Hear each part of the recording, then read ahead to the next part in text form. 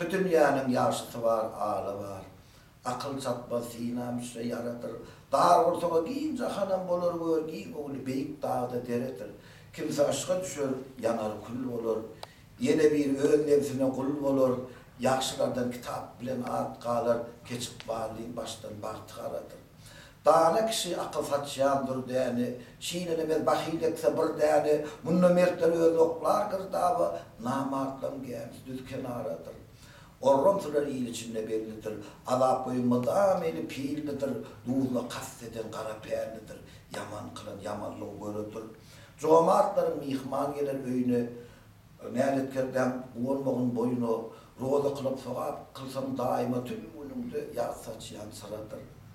Kimse yanar şerminlerin ağlından, odun bulmaz her ağacın ölünden, gidemmiş tapar yaman peyalinin pes peyalinin mıdan bir yeredir.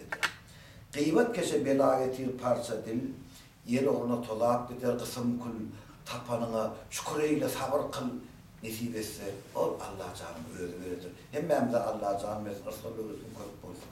Tamam şeydi. Şu tayini Allah verdiğim koşan